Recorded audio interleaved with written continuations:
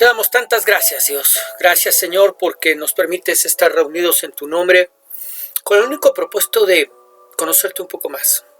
Trae sabiduría y trae entendimiento a nuestro corazón y a nuestra vida, Dios. En el nombre de Jesús te lo pedimos. Amén. Muy bien, preciosos, pluma, papel, lápiz, una actitud enseñable es lo que vamos a necesitar el día de hoy para aprender un poco más acerca de nuestro Señor y Dios. El día de hoy comenzamos con este libro de 2 de Corintios, capítulo 1. Ya estudiamos el primer libro, ahora vamos con este segundo libro. Es nuestra semana 40 y vamos a ver los versos del 1 al 11. Lleva como título Saludos y aflicciones. Vamos a darle lectura. Pablo, apóstol de Jesucristo por la voluntad de Dios, y el hermano Timoteo a la iglesia de Dios que está en Corinto, con todos los santos que están en toda Acaya. Gracia y paz a vosotros de Dios nuestro Padre y del Señor Jesucristo. Bendito sea el Dios y Padre de nuestro Señor Jesucristo, Padre de misericordias y Dios de toda consolación, el cual nos consuela en todas nuestras tribulaciones, para que podamos también nosotros consolar a los que están en cualquier tribulación, por medio de la consolación con que nosotros somos consolados por Dios. Porque de la manera que abundan en nosotros las aflicciones de Cristo, así abunda también por el mismo Cristo nuestra consolación. Pero si somos atribulados, es para vuestra consolación y salvación, o si somos consolados, es para vuestra consolación y salvación, la cual se opera en el sufrir las mismas aflicciones que nosotros también padecemos. Y nuestra esperanza respecto de vosotros es firme, pues sabemos que así como sois compañeros en las aflicciones, también lo sois en la consolación. Porque, hermanos, no queremos que ignoréis acerca de nuestra tribulación que nos sobrevino en Asia, pues fuimos abrumados sobremanera más allá de nuestras fuerzas, de tal modo que aún perdimos la esperanza de conservar la vida. Pero tuvimos en nosotros mismos sentencia de muerte, para que no confiésemos en nosotros mismos, sino en Dios que resucita a los muertos, el cual nos libró y nos libra, y en quien esperamos que aún nos librará de tan grande muerte, cooperando también vosotros a favor nuestro con la oración, para que por muchas personas sean dadas gracias a favor nuestro por el don concedido a nosotros por medio de muchos. Muy bien. Y para dar la introducción, me gustaría que leyéramos el siguiente comentario, que dice: Pablo visitó Corinto en su segundo viaje misionero y fundó una iglesia ahí. Esto lo tenemos en Hechos capítulo 18. Más tarde escribió varias cartas a la iglesia en dicho lugar, dos de las cuales fueron incluidas en la Biblia. La primera carta de Pablo enviada a Corinto se perdió. Esto lo estudiamos en 1 Corintios 5. Su segunda carta es la que denominamos 1 Corintios. La tercera también se perdió, según 1 Corintios 2 y 1 Corintios 7. Y su cuarta carta es la que nos ocupa, es decir, 2 Corintios, que fue escrita cerca de un año después de 1 Corintios. Pablo escribió 1 Corintios a fin de enfrentar la división que se produjo en la iglesia. Como su consejo no fue considerado ni resueltos los problemas, visitó Corinto por segunda vez. Esta visita fue dolorosa tanto para él como para la iglesia. Esto lo dice 1 Corintios capítulo 2, verso 1. Luego planeó una tercera visita, pero la postergó y en su lugar escribió 2 Corintios. Después de escribirla, visitó Corinto una vez más, según Hechos capítulo 20. Muy bien. ¿Qué escribe en esta segunda carta que nosotros tenemos, cuarta carta para los de Corinto, según lo que acabamos de leer? 2 Corintios 1:1 dice: Pablo, apóstol de Jesucristo por la voluntad de Dios, y el hermano Timoteo a la iglesia de Dios que está en Corinto, con todos los santos que están en toda Acaya. Gracia y paz a vosotros de Dios nuestro Padre y del Señor Jesucristo. Como siempre el apóstol escribe en primer lugar identificándose como apóstol del Señor Jesucristo, quien le llamó. Es decir, no fue él quien eligió el ser apóstol, sino que fue llamado por el Señor para hacerlo. Lo que nos recuerda cuando menos dos cosas. La primera es que todos los que pertenecemos a Cristo fuimos llamados por Dios para hacerlo. Y segundo, los que le servimos a tiempo completo, también fuimos llamados para hacerlo. Apóstoles, profetas, evangelistas, pastores y maestros, recibimos un llamado de parte de Dios para prepararnos y servirle. Todos, absolutamente todos, hemos sido llamados por Dios. Esto es lo primero que nos recuerda el apóstol. Lo segundo a destacar de esta salutación es que llama a todos los de la región santos, incluyendo a los de Corinto. Como dice, todos los santos que están en toda Acaya. Santos, una palabra que generalmente no usamos para hablar de los hermanos, y mucho menos cuando tienen tantos problemas entre ellos como los de esta iglesia. Pero eso nos recuerda que no somos santos por la manera en que nos comportamos, sino por el llamado al que sí atendimos. Fuimos llamados para separarnos para Dios, santos. No debemos olvidarlo. Y lo tercero a destacar es que nos recuerda que Dios es nuestro Padre, donde somos hijos de Dios no por naturaleza, sino por elección, es decir, porque nos eligió Él desde antes de la fundación del mundo para que lo fuéramos. En segundo lugar, no por linaje, sino por adopción. Gracias a la presencia de su Espíritu en nuestras vidas, hemos sido realmente adoptados como hijos, herederos y coherederos con Cristo. Y en tercer lugar, no por derechos, sino por redención. Es decir, gracias a la sangre de Cristo que nos libró de nuestros pecados y satisfizo la justicia de Dios, es que fuimos comprados, redimidos para Dios. Tres cosas importantísimas a destacar en esta salutación del apóstol Pablo. ¿Ok? Muy bien, verso 3. Bendito sea el Dios y Padre de nuestro Señor Jesucristo, Padre de misericordias y Dios de toda consolación, el cual nos consuela en todas nuestras tribulaciones, para que podamos también nosotros consolar a los que están en cualquier tribulación, por medio de la consolación con que nosotros somos consolados por Dios. Muy bien, lo primero que debemos mirar es que el apóstol llama al Padre Dios de toda consolación. Dios de toda consolación. Algo que debe llamar nuestra atención porque es un término que generalmente en el Nuevo Testamento es aplicado al Espíritu Santo. Pero ahora vemos que no es exclusivo del Espíritu Santo. Pero lo que llama nuestra atención es que en todo el Nuevo Testamento generalmente se aplica al Espíritu Santo. Mira, en pasajes como Juan 14:26, donde dice: mas el Consolador, el Espíritu Santo, a quien el Padre enviará en mi nombre, Él os enseñará todas las cosas y os recordará todo lo que yo os he dicho. Como comienza diciendo: mas el Consolador, el Espíritu Santo. Juan 15:26 dice: pero cuando venga el Consolador, a quien yo os enviaré del Padre, el Espíritu de verdad, el cual procede del Padre, Él dará testimonio acerca de mí. Sin embargo, este no es un término exclusivo del Espíritu Santo, sino que también lo vemos aplicado al Hijo. ¿Dónde? Vamos a verlo. Lucas capítulo 2, verso 25. Y he aquí, había en Jerusalén un hombre llamado Simeón, y este hombre justo y piadoso esperaba la consolación de Israel, y el Espíritu Santo estaba sobre él. ¿Qué esperaba? La consolación de Israel, un término empleado, utilizado para referirse al Mesías, al Cristo, al Señor Jesucristo, al Hijo, segunda persona de la Trinidad. Lo que quiere decir que Dios, en cada aspecto de su ser, está lleno de consolación, fuerza y de una ayuda hacia nosotros. Lo voy a repetir. Esto quiere decir que Dios, en cada aspecto de su ser, Padre, Hijo, Espíritu Santo, está lleno de consolación, es decir, fuerza y ayuda hacia nosotros. ¿Por qué lo digo de esta manera? Porque la palabra consolación en griego es la palabra paraklesis.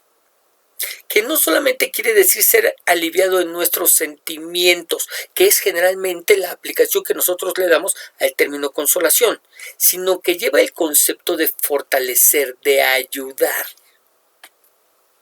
Lo que nos habla de cómo es que la Trinidad completa está dispuesta a ayudarnos en medio de nuestras aflicciones y problemas. Pero, ¿para qué somos consolados por Dios? Aquí lo dice, para que podamos también nosotros consolar a los que están en cualquier tribulación. Es decir, para que de la misma manera que nosotros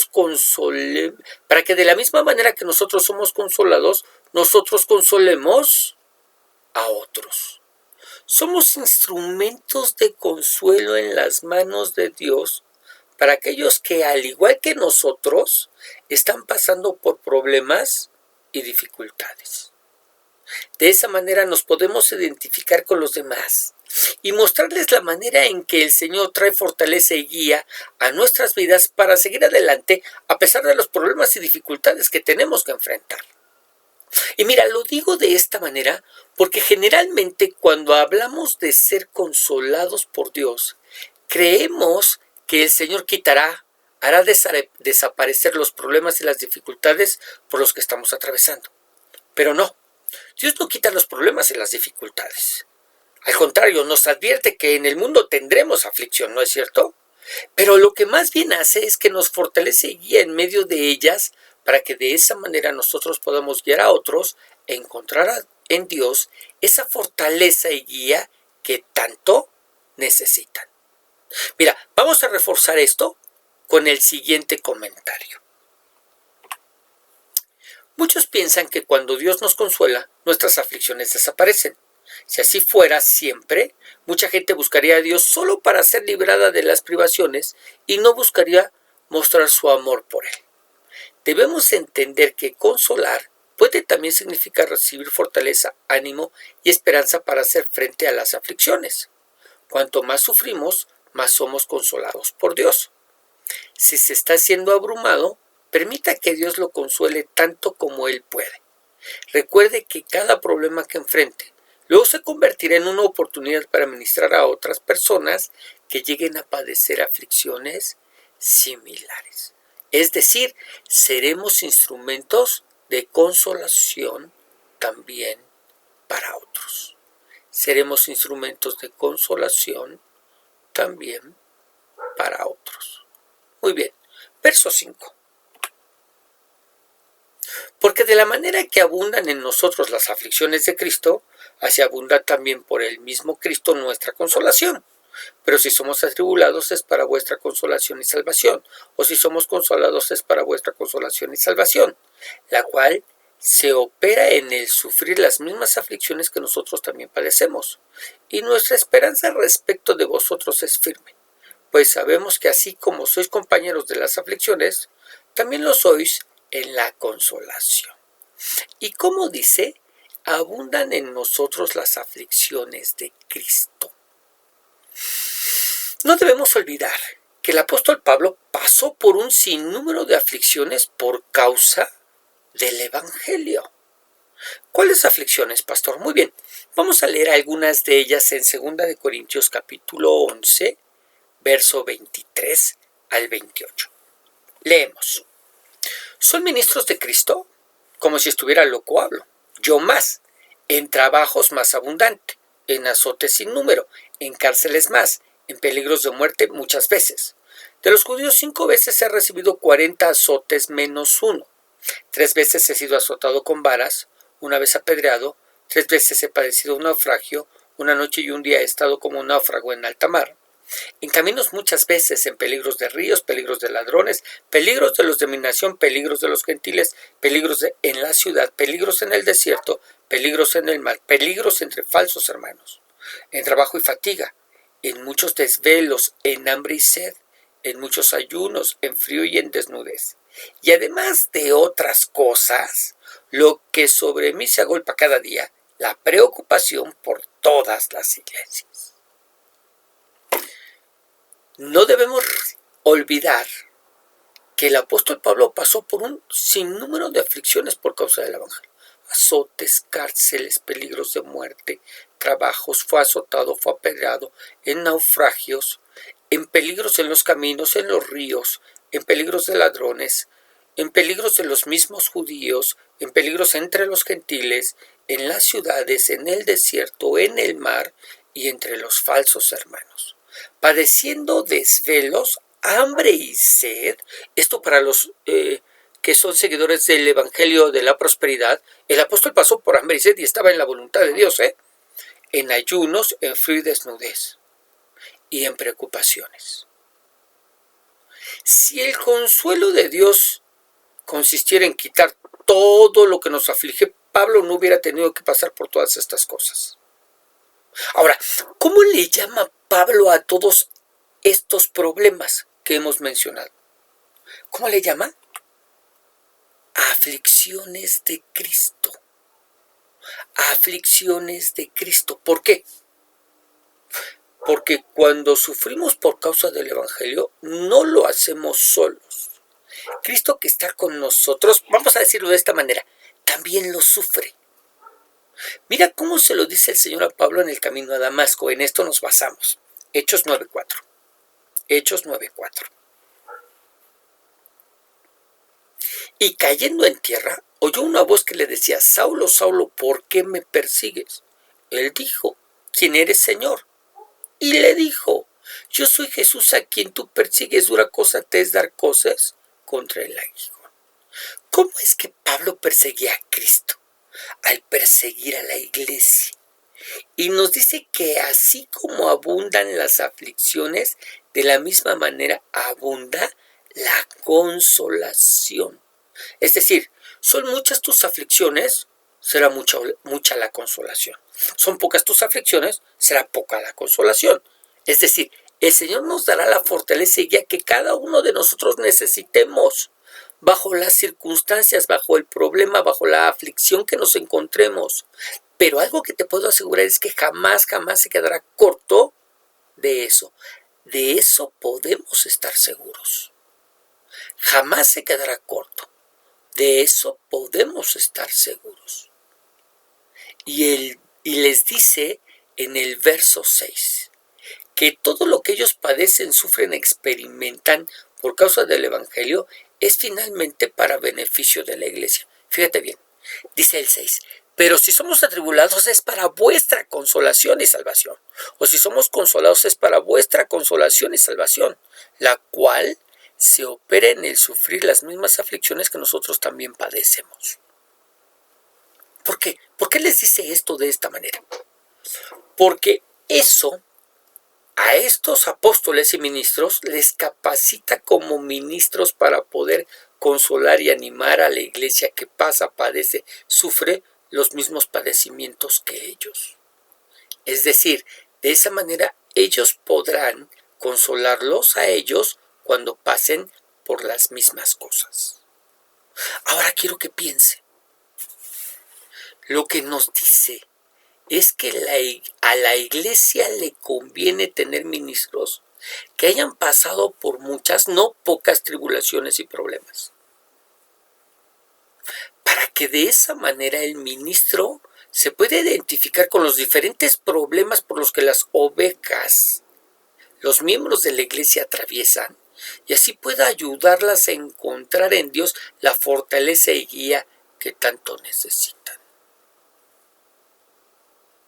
Te pregunto, bajo esta premisa, ¿quién dice yo al ministerio? Vamos a ver y a reforzar esto que estamos mirando a través del siguiente comentario. Significativamente, Pablo escribe de las mismas aflicciones. Es poco probable que a los de Corinto cristianos les estuviera ocurriendo de la misma manera que a Pablo las mismas aflicciones que a él le estaban ocurriendo. Probablemente ninguno de ellos pudo igualar la lista que Pablo hizo en 2 Corintios 11, 23 al 28. Pero Pablo puede decir que son las mismas aflicciones porque él reconoce que las circunstancias exactas no son tan importantes como lo que Dios hace y quiere hacer por medio de la aflicción. Los cristianos nunca se deben meter en competencias de comparar las aflicciones. Hay un sentido en la que todos compartimos las mismas aflicciones. Muy bien. Y el comentario nos dice que como creyentes no debemos competir por mirar quién ha sufrido más, ya que sin importar el sufrimiento por el que hayamos pasado, este cumplió su propósito en nuestras vidas. Recordemos que a los que aman a Dios todas las cosas les ayudan para bien, a los que conforme a su propósito hemos sido llamados, pero todas las cosas que nos pasan cumplen con el propósito de Dios para nuestras vidas, y esto incluye las aflicciones. Aunque yo quiero decirte algo, el saber por las cosas que otros han tenido que pasar hace que podamos mirar lo que nosotros pasamos desde una más justa perspectiva, ayudándonos a ver cómo es que, en primer lugar, nosotros no somos los únicos que sufrimos, como a veces nos sucede. Y en segundo lugar, siempre habrá quien esté pasando por cosas peores que nosotros. ¿Ok? Entonces, el saber por las aflicciones que otros han pasado, y este es el propósito de muchos de nuestros testimonios, es, en primer lugar, entender que no somos los únicos que sufrimos, que hay otros que están sufriendo igual o más que nosotros. Y este es el segundo propósito, que hay quienes sufren más que nosotros, y esto nos permitirá mirar nuestros problemas y aflicciones desde una más justa perspectiva. ¿Ok? Muy bien. Y vamos a ver versos del 8 al 11, de una vez.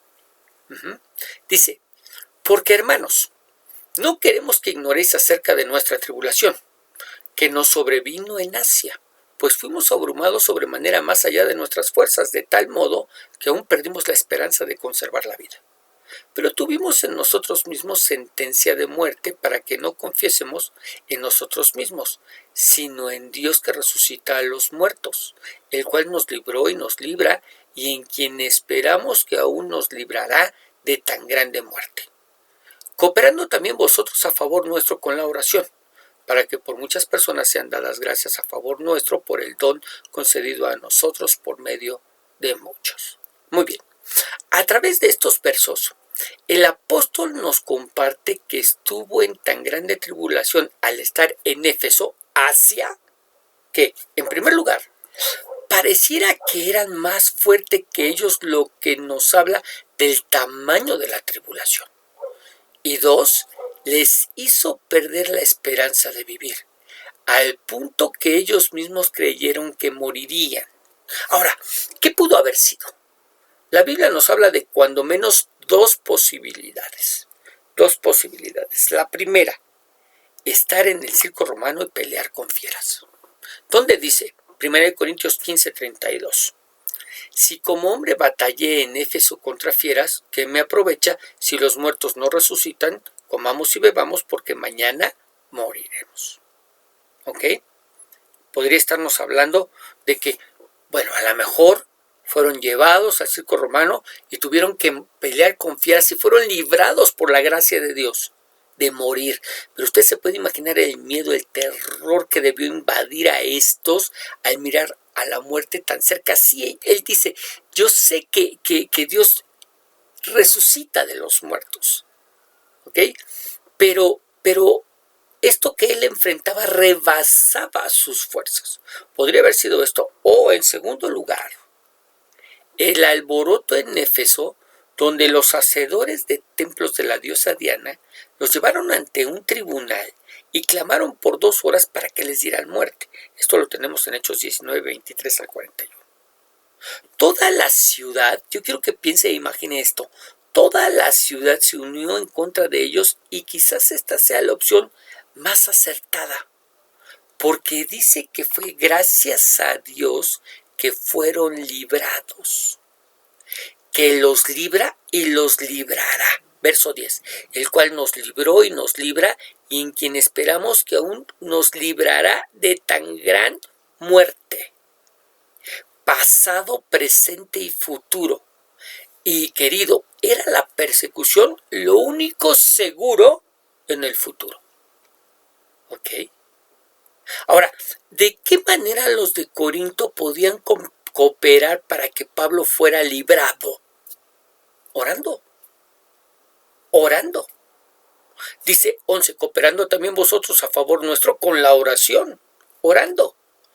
Pablo reconocía el valor de la oración intercesora y no tiene vergüenza de pedirles a los de Corinto que estuvieran orando por él.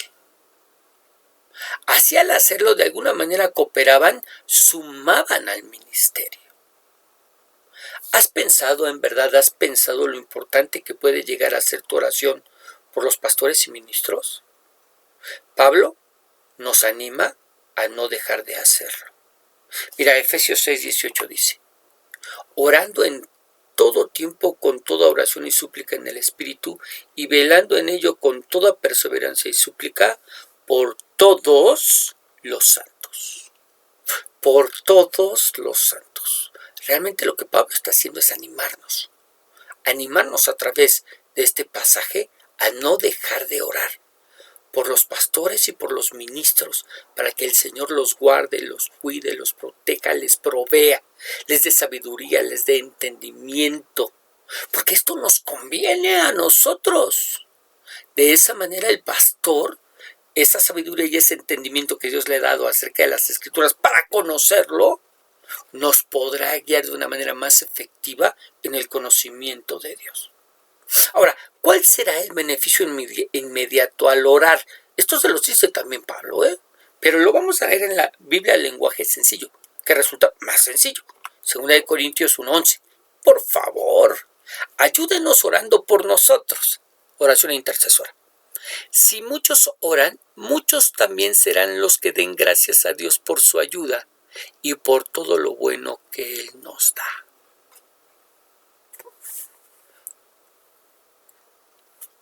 ¿Quiénes estarán agradecidos con ellos por orar? Todos los que se beneficiarán de alguna manera del ministerio de Pablo.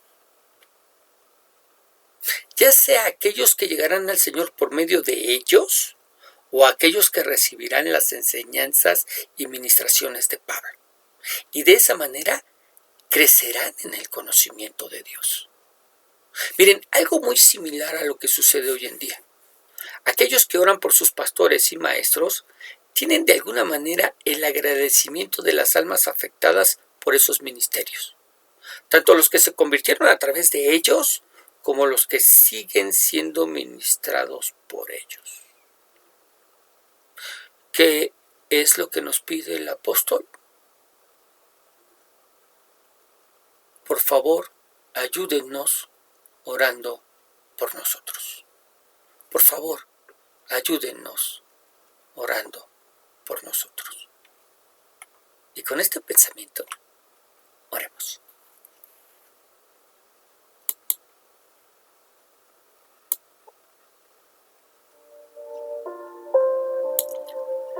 Señor Dios y Padre Celestial, queremos alabar y queremos bendecir y queremos glorificar y exaltar tu nombre. Y queremos darte gracias, Señor, por esto que nos has enseñado a través de esta corta salutación y este recuento de las aflicciones de las cuales nos habla el apóstol Pablo, por las que él ha tenido o tuvo que pasar, y que seguramente muchos de nosotros hemos y estamos padeciendo. Gracias, Señor. Gracias porque nos animas. Nos animas a través de esto que nos enseñas. Nos animas, pues nos enseñas que las aflicciones forman parte de la vida del creyente, de la vida del cristiano. Y que uno de los tantos propósitos que tienen nuestras vidas es el que aprendamos a ser consolados por ti. Y de esa manera nosotros podamos ayudar a aquellos que vienen atrás a igualmente ser consolados y hallar consuelo, y a fortaleza, dirección y esperanza en ti. Padre, en el nombre de Jesús, ayúdanos a ser instrumentos de consuelo. Sí, instrumentos de consolación, como lo decía el apóstol Pablo. Señor eterno, que no perdamos de vista esta perspectiva, que no seamos tan egoístas, que pensemos única y exclusivamente en nosotros y en nuestro bienestar. Y que de la misma manera que el Señor Jesucristo y del apóstol Pablo, comencemos a pensar en los beneficios que todos aquellos que se encuentran a nuestro alrededor tendrán a través de esas experiencias por las cuales tú nos permites atravesar, tomados de tu mano. Señor, en el nombre de Jesús, gracias. Gracias porque recibimos mucho más de lo que merecemos y porque siempre estás pendiente de nosotros. En el nombre de Jesús, Señor, te estamos agradecidos. Amén y amén. Muy bien, precioso, que el Señor te bendiga, que el Señor te guarde, que el Señor haga resplandecer su rostro sobre ti y te dé paz. Y no dejamos de recordarte que nos estamos escuchando todos los días a través del devocional diario y que también lo hacemos a través de la enseñanza dominical y los días lunes a través de esta enseñanza. Estamos empezando 2 Corintios, que como hemos estudiado el día de hoy, era la 4ª carta que enviaba a esta iglesia. Pero Dios, estoy seguro que Dios, así como nos habló a través de 1 Corintios, también lo hará a través de esta preciosa carta.